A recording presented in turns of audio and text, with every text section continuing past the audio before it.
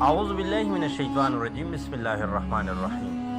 Green knowledge کے معزز دوستو، السلام علیکم۔ میں ہوں ابراہیم اور آپ دیکھ رہے ہیں گرین نالج چینل۔ ناظرین کرام، سو عظیم مسلمان فاتحین کا سیریز جاری ہے اور آج ہم بات کریں گے مسلم فاتح نمبر 17 حضرت حذیفہ بن یمان رضی اللہ تعالیٰ عنہ کے بارے میں۔ حضرت حذیفہ بن یمان رضی اللہ تعالیٰ عنہ کی پیدائش 6 صدی عیسوی میں مدینہ منورہ میں ہوئی۔ حذیفہ بن یمان رضی اللہ تعالیٰ عنہ کی کنیت عبداللہ ہے اور آپ کے والد کا نام جبل ہے۔ لقب یمان آپ نے 36 ہجری میں مدائن میں وفات پائی۔ عثمان غنی رضی اللہ تعالیٰ عنہ کی شہادت کے 40 دن بعد بار بار عمر فاروق رضی اللہ تعالیٰ عنہ پوچھا کرتے تھے کہ اے حذیفہ، تم مجھ کو تم منافقین میں سے نہیں پاتے ہو، میرے اندر کوئی نفاق تو نہیں ہے؟ تو آپ رضی اللہ تعالیٰ عنہ نے فرمایا کہ ہرگز نہیں، مگر تمہارے دسترخوان پر چند کھانے ہوتے ہیں، تحقیقی تو اندر انڈے کی زردی سفید الگ الگ پکائی گئی تھی۔ فرمان رسول صلی اللہ علیہ وسلم ہے کہ اے حذیفہ، تجھے یہ حق حاصل ہے کہ اپنے آپ کو مہاجر کہوں یا انصاری۔ یہ ہے وہ الفاظ جو رسول اللہ صلی اللہ علیہ وسلم نے حضرت حذیفہ بن یمان رضی اللہ تعالیٰ عنہ سے اس وقت فرمائے تھے جو وہ پہلی پہل دربار رسالت صلی اللہ علیہ وسلم میں حاضر ہوئے تھے۔ حضرت حذیفہ رضی اللہ تعالیٰ عنہ کے والد حضرت یمان رضی اللہ تعالیٰ عنہ مکی تھے اور قبیلہ بنو عیس سے تعلق رکھتے تھے۔ انہوں نے اپنے ہی قبیلے کے ایک آدمی کو قتل کر دیا تھا، جس کی وجہ سے وہ مدینہ چھوڑنے اور یثرب میں پناہ لینے پر مجبور ہوئے تھے۔ وہاں انہوں نے قبیلہ بنی عبد الحشل کے ساتھ خلیفانہ معاہدہ کیا اور پھر اسی خاندان میں شادی کر لی، اور وہیں پر حضرت حذیفہ رضی اللہ تعالیٰ عنہ کی پیدائش ہوئی۔ اور بعد میں جب وہ مانع دور ہو گئی تو ان کے اور مکے کے ہمدرب کے درمیان جو حائل تھی وہ آزادی کے ساتھ وہاں آنے جانے لگے، لیکن ان کا قیام زیادہ تر مدینہ منورہ میں ہی رہا تھا۔ اور جب آفتاب اسلام کی سنہرے کنی جزیرہ نمارب میں ذوفن ہو گئی تو حضرت یمان رضی اللہ تعالیٰ عنہ بنی عیس کے 10 افراد پر مشتمل اس وقت کے ایک اہم رکن تھی، جس نے بارگاہ نبوت صلی اللہ علیہ وسلم میں باریاب ہو کر اپنے اسلام کا اعلان کیا تھا۔ یہ واقعہ ہجرت نبی صلی اللہ علیہ وسلم سے پہلے کا ہے۔ اسی طرح حضرت حذیفہ رضی اللہ تعالیٰ عنہ اپنی اصل کے اعتبار سے مکی اور پیدائش کے لحاظ سے مدینے اور کی پرورش اور فداحت ایک مسلم گھرانے میں ایسے والدین کے آغوش میں ہوئی تھی جو ابتدائی میں اسلام کے ٹھنڈے اور خوشگوار سائے میں آ گئے تھے۔ اسی طرح حضرت حذیفہ رضی اللہ تعالیٰ عنہ نے اکرم صلی اللہ علیہ وسلم کے دیدار مشرف حاصل سے قبل ہی دار اسلام میں داخل ہو چکے تھے۔ حضرت حذیفہ رضی اللہ تعالیٰ عنہ رسول اللہ صلی اللہ علیہ وسلم کی ملاقات کے بے حد مشتاق تھے۔ اسلام لانے کے بعد وہ نبی اکرم صلی اللہ علیہ وسلم کے حالات اور انصاف کے متعلق لوگوں سے برابر پوچھتے رہے، اور آپ رضی اللہ تعالیٰ عنہ کے دل میں آتش شوق دیدار زیارت ہمیشہ بڑھتی رہی تھی۔ آخرکار سمندر شوق پر سوار وہ آپ صلی اللہ علیہ وسلم کی ملاقات کے لیے مدینہ جا پہنچے اور بارگاہ نبوت میں حاضر ہو کر دریافت کیا کہ اے اللہ کے رسول، میں مہاجر ہوں یا انصاری؟ آپ صلی اللہ علیہ وسلم نے فرمایا، تم چاہو تو مہاجرین میں شامل ہو جاؤ، اگر چاہو تو انصاری میں شمولیت اختیار کر لو، تمہیں اختیار حاصل ہے کہ دونوں میں سے جو پسند ہو اپنا لو۔ حضرت حذیفہ رضی اللہ تعالیٰ عنہ نے فیصلہ کن لہجے میں کہا کہ یا رسول اللہ صلی اللہ علیہ وسلم میں انصاری ہوں۔ جب رسول اللہ صلی اللہ علیہ وسلم ہجرت کر کے مدینہ پہنچے تو حضرت حذیفہ رضی اللہ تعالیٰ عنہ نے نبی اکرم صلی اللہ علیہ وسلم سے صحبت اختیار کری اور سائے کی طرح آپ صلی اللہ علیہ وسلم کے ساتھ رہنے لگے، اور غزوہ بدر کے علاوہ تمام غزوات میں نبی اکرم صلی اللہ علیہ وسلم کے ساتھ شریک رہے۔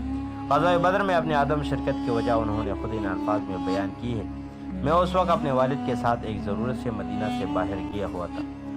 وہاں کفار قریش نے ہم دونوں کو گرفتار کیا اور پوچھا کہ تم لوگ کہاں جا رہے ہو؟ ہم نے کہا مدینہ میں۔ انہوں نے پھر ہم سے پوچھا کیا تم لوگ حضرت محمد صلی اللہ علیہ وسلم کے پاس جانا چاہتے ہو؟ ہم نے جواب دیا کہ ہم مدینہ جانا چاہتے ہیں، اور پھر اس شرط پر ہمیں رہا کرنے پر آمادہ ہو گئے کہ ہم اس بات کا عہد کریں گے کہ نہ ہم ان کے خلاف حضرت محمد صلی اللہ علیہ وسلم کی مدد کریں گے، نہ جنگ میں ان کا ساتھ دیں گے۔ یہ عہد لے کر جب انہوں نے ہمیں رہا کیا تو ہم مدینہ پہنچ کر رسول اللہ صلی اللہ علیہ وسلم کی خدمت میں حاضر ہوئے اور اس صورتحال سے اسے آگاہ کیا، اور آپ صلی اللہ علیہ وسلم سے دریافت کیا کہ اس حالت میں ہمیں کیا کرنا چاہیے۔ رسول اللہ صلی اللہ علیہ وسلم نے ہم کو اپنا عہد پورا کرنے اور ان کے خلاف اللہ تعالیٰ سے استعانت کی توفیق فرمائی۔ جنگ احد میں حضرت حذیفہ رضی اللہ تعالیٰ عنہ اور ان کے والد حضرت یمان رضی اللہ تعالیٰ عنہ نے دونوں نے شرکت فرمائی۔ حضرت حذیفہ رضی اللہ تعالیٰ عنہ نے اس میں خوب داد و شجاعت دی، اور اختتام جنگ کے بعد سے و سلامت واپس لوٹے، مگر ان کے والد حضرت یمان رضی اللہ تعالیٰ عنہ نے جام شہادت نوش فرمائی، مگر ان کو یہ بات سعادت مشرکین کے بجائے مسلمانوں کی تلوار سے حاصل ہوئی۔ ہوا یہ کہ اس غزوے کے موقع پر رسول اللہ صلی اللہ علیہ وسلم نے حضرت یمان اور حضرت ثابت بن قیس رضی اللہ تعالیٰ عنہ کو عورتوں اور بچوں کے ساتھ ایک محفوظ جگہ میں چھوڑ دیا، کیونکہ یہ دونوں حضرات کافی ضعیف اور سن رسیدہ تھے۔ جب مارکہ کارزار گرم ہوا تو حضرت یمان رضی اللہ تعالیٰ عنہ نے اپنے ساتھی سے کہا، ہم کس بات کے منتظر ہیں؟ اللہ کی قسم اب ہمارے عمر کا بہت قلیل حصہ باقی رہ گیا ہے، ہم بہت جلدی ہی اپنی مدد جہاں پوری کرنے والے ہیں، کیوں نہ ہم اپنی تلوار لے کر رسول اللہ صلی اللہ علیہ وسلم کے ساتھ جنگ میں شریک ہو جائیں، ممکن ہے کہ اللہ تعالی ہم کو دولت شہادت سے بہرامند فرمائے۔ پھر وہ دونوں اپنی اپنی تلواریں لے کر دشمن پر ٹوٹ پڑے۔ حضرت ثابت بن قیس رضی اللہ تعالیٰ عنہ کو تو مشرکین کے ہاتھوں شہادت نصیب ہوئی، مگر حضرت یمان رضی اللہ تعالیٰ عنہ پر نادستگی میں مسلمانوں کی تلوار برسنے لگی۔ حضرت حذیفہ رضی اللہ تعالیٰ عنہ میرے والد پکارتے رہ گئے، مگر کسی کی ان کی آواز پر دھیان نہیں دیا، اور بوڑھے یمان رضی اللہ تعالیٰ عنہ اپنی ساتھی کی تلوار سے زخمی ہو کر گرے اور گوہر مقصود اپنے دامن میں سمیٹتے بارگاہ الہی میں حاضر ہو گئے، اور حضرت حذیفہ رضی اللہ تعالیٰ عنہ صرف اتنا ہی کہہ کر رہ گئے کہ اللہ تعالیٰ تم لوگوں کی مغفرت کرے۔ تو رسول اللہ صلی اللہ علیہ وسلم نے چاہا کہ بیٹے کو اس کے باپ کی ریت ادا کر دے، مگر حضرت حذیفہ رضی اللہ تعالیٰ عنہ نے یہ کہہ کر دیت لینے سے معذرت کر دی کہ وہ شہادت کے طالب تھے اور ان کے مطلوبہ چیز ان کو مل گئی۔ الہی تو گواہ رہنا، میں نے اپنے باپ کی دیت کو مسلمانوں پر صدقہ کیا۔ اس وسیع طرفی اور کشاد دلی سے رسول اللہ صلی اللہ علیہ وسلم کی بارگاہی میں ان کا مرتبہ مزید بلند کر دیا۔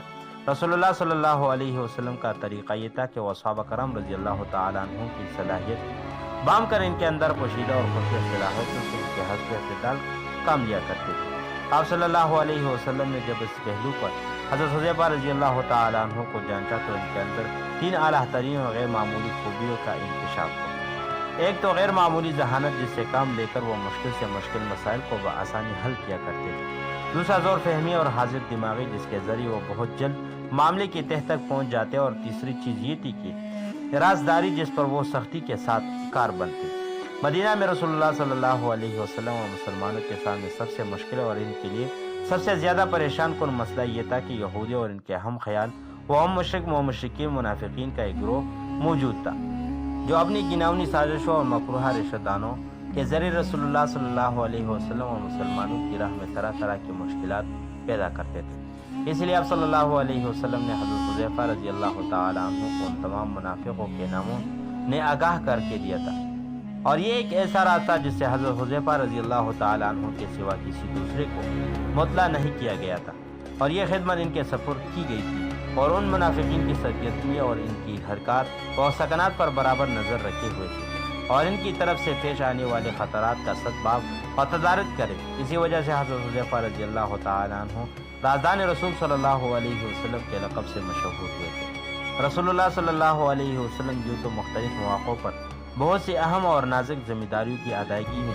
حضرت حذیفہ رضی اللہ تعالیٰ عنہ کا تعاون حاصل کیا کرتے تھے، لیکن سب سے مشکل اور خطرناک ذمہ داری جس میں ان کی ذہانت، زور فہمی اور رازداری کا زبردست امتحان تھا، اس وقت ان کے حوالے کی گئی تھی جب غزوہ خندق کے موقع پر دشمن نے ہر طرف سے مسلمانوں کا محاصرہ کر لیا تھا، اور محاصرے کی طویل پکڑ جانے کی وجہ سے مسلمانوں کی پریشانی اپنی انتہا کو پہنچ گئی تھی، اور یہاں تک کہ آنکھیں پتھرا گئی تھی اور کلیجے منہ کو آنے لگی، اور کتنے ہی مسلمان اللہ تعالیٰ کے متعلق بدگمانی میں مبتلا ہوئے۔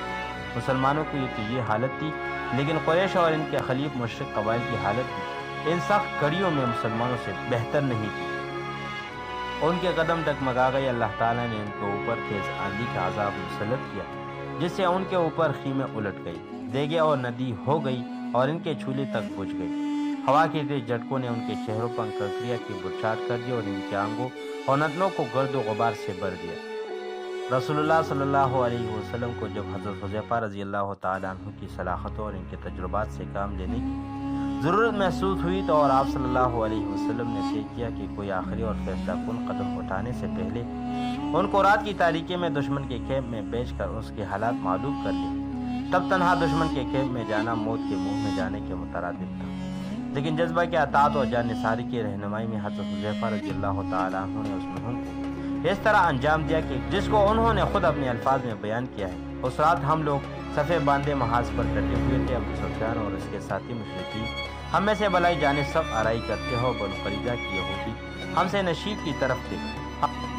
ہم لوگوں کو بنو قریظہ کے ان یہودوں سے اپنے اہل عیال کے متعلق سخت خطرات لاحق تھے۔ وہ رات ظلم، ٹھنڈک اور ہواؤں کی شدت کے لحاظ سے محاصرے کی شدید ترین رات۔ ہوائیں اسی طرح گرج رہی تھی جیسے وہ کانوں کے پردے پھاڑ ڈالے گی، اور تاریکی کا یہ عالم تھا کہ ہم کو اپنے ہاتھ دکھائی تک نہیں دے رہے تھے۔ ایسی سخت گھڑیوں میں منافقین نبی اکرم صلی اللہ علیہ وسلم سے اپنے اپنے گھروں کو لوٹ جانے کی اجازت مانگنے لگے۔ وہ کہتے تھے کہ ہمارے مکانات دشمن کے سامنے کھلے پڑے ہیں، حالانکہ دراصل وہ کھولے ہوئے نہ تھے۔ تو منافقین میں سے جو بھی آپ صلی اللہ علیہ وسلم سے جانے کی اجازت مانگتا تو آپ صلی اللہ علیہ وسلم اسے اجازت مرحمت فرماتے، یہاں تک کہ محاذ پر صرف تقریباً 300 آدمی تک رہ گئے۔ اس وقت نبی اکرم صلی اللہ علیہ وسلم اپنی جگہ سے اٹھ کھڑے ہوئے اور ایک ایک کر کے ہم سب ہر شخص کے پاس تشریف لے گئے۔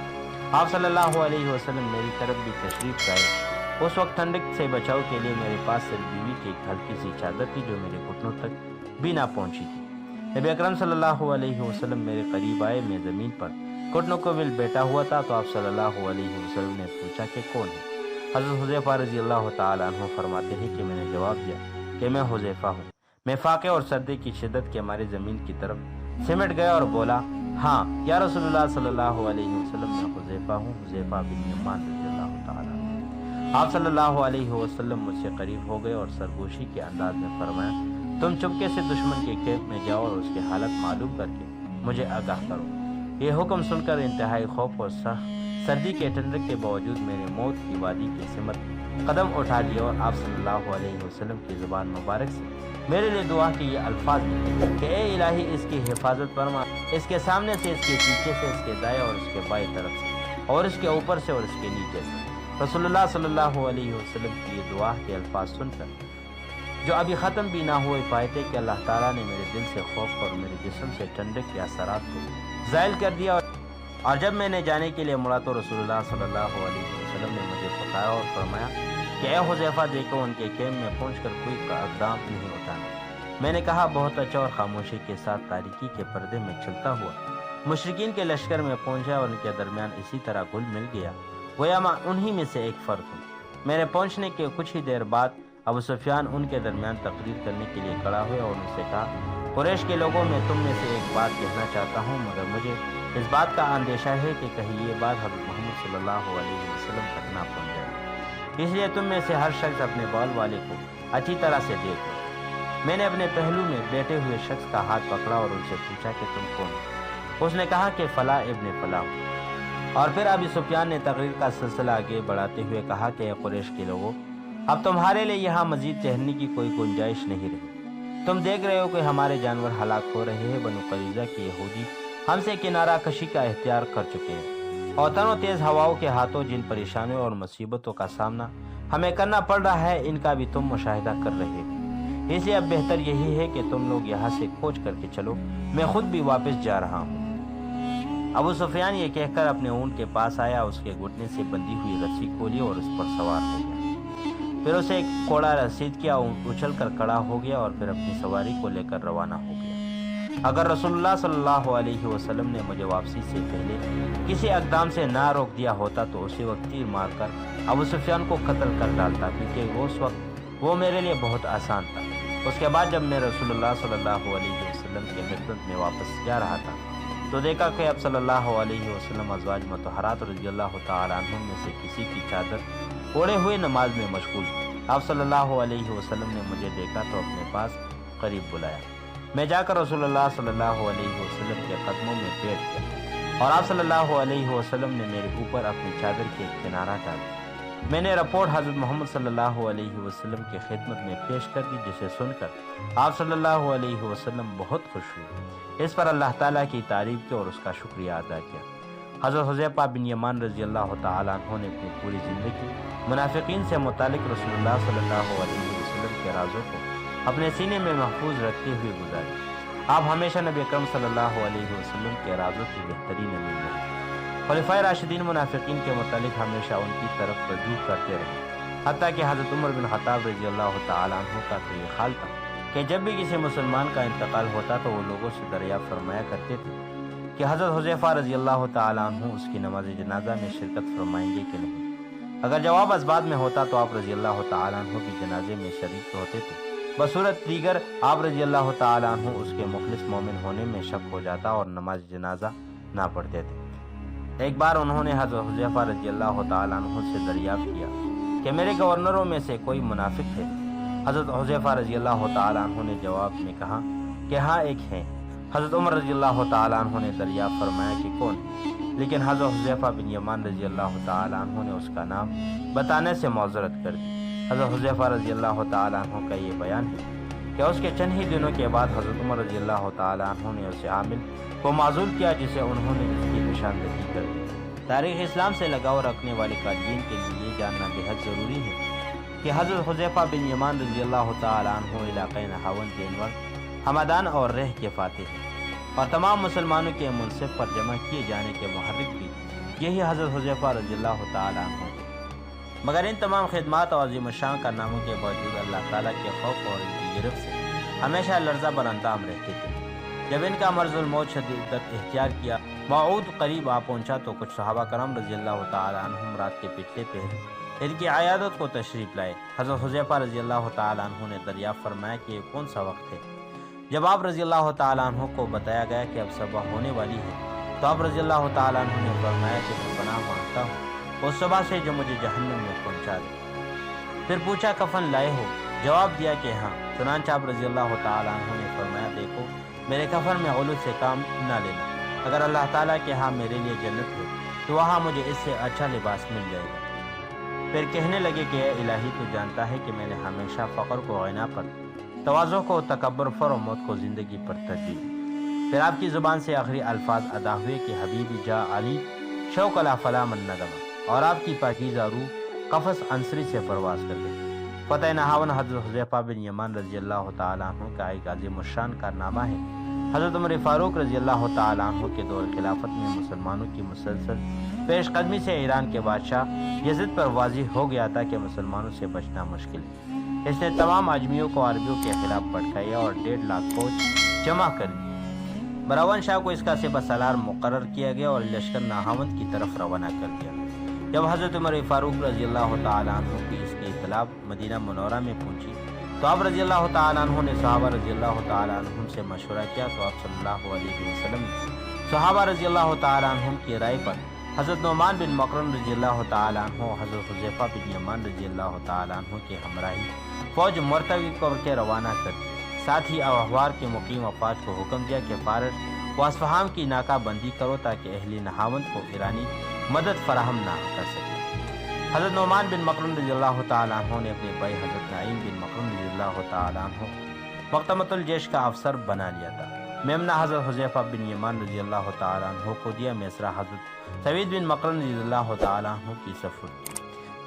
پیادہ فوج حضرت ققار رضی اللہ تعالیٰ عنہ اور ساقہ پر حضرت مشعب بن مسعود رضی اللہ تعالیٰ عنہ کو منتقل کیا۔ اس پورے اسلامی لشکر کی تعداد 30,000 تھی۔